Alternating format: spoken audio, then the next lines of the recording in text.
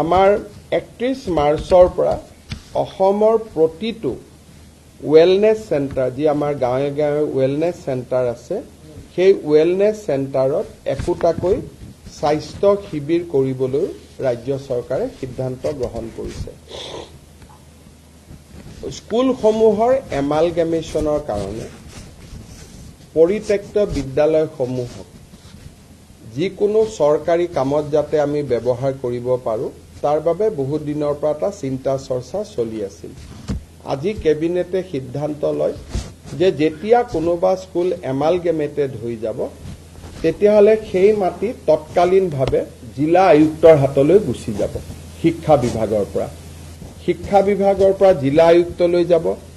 চৰকাৰী কাম কাজত জিলা আয়ুক্তই তাক আবণ্টন কৰিব পাৰিব। অনা চৰকাৰী কাম কাজৰ বাবে বা NGO আদিৰ বাবে যদি আবেদন হয় চৰকাৰৰ অনুমোদন লৈ জিলা আয়ুক্তই এনে খালী হৈ থকা বিদ্যালয়সমূহ আবণ্টন কৰিব পাৰিব। আজি কেবিনেটত এইটো এটা গুৰুত্বপূৰ্ণ সিদ্ধান্ত লোৱা হয়।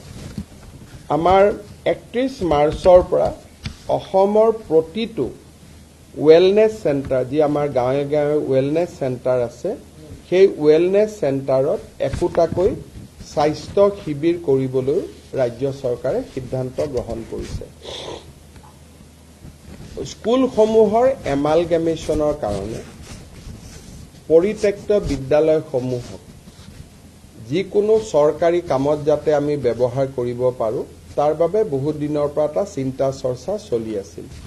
আজি কেবিনেটে সিদ্ধান্ত লয় যে যেতিয়া কোনোবা স্কুল এমালগেমেটেড হৈ যাব তেতিয়াহ'লে সেই মাটি তৎকালীনভাৱে জিলা আয়ুক্তৰ হাতলৈ গুচি যাব। শিক্ষা বিভাগৰ পৰা জিলা আয়ুক্তলৈ যাব। চৰকাৰী কাম কাজত জিলা আয়ুক্তই তাক আবণ্টন কৰিব পাৰিব। অনা চৰকাৰী কাম কাজৰ বাবে বা NGO আদিৰ বাবে যদি আবেদন হয় চৰকাৰৰ অনুমোদন লৈ জিলা আয়ুক্তই এনে খালী হৈ থকা বিদ্যালয়সমূহ আবণ্টন কৰিব পাৰিব। আজি কেবিনেটত এইটো এটা গুৰুত্বপূৰ্ণ সিদ্ধান্ত লোৱা হয়। আমাৰ 31 মাৰ্চৰ পৰা অসমৰ প্ৰতিটো ৱেলনেছ চেণ্টাৰ যি আমাৰ গাঁৱে গাঁৱে ৱেলনেছ চেণ্টাৰ আছে সেই ৱেলনেছ চেণ্টাৰত একোটাকৈ স্বাস্থ্য শিবিৰ কৰিবলৈ ৰাজ্য চৰকাৰে সিদ্ধান্ত গ্ৰহণ কৰিছে। স্কুলসমূহৰ এমালগেমেশ্যনৰ কাৰণে পৰিত্যক্ত বিদ্যালয়সমূহক যিকোনো চৰকাৰী কামত যাতে আমি ব্যৱহাৰ কৰিব পাৰোঁ তাৰ বাবে বহুত দিনৰ পৰা এটা চিন্তা চৰ্চা চলি আছিল।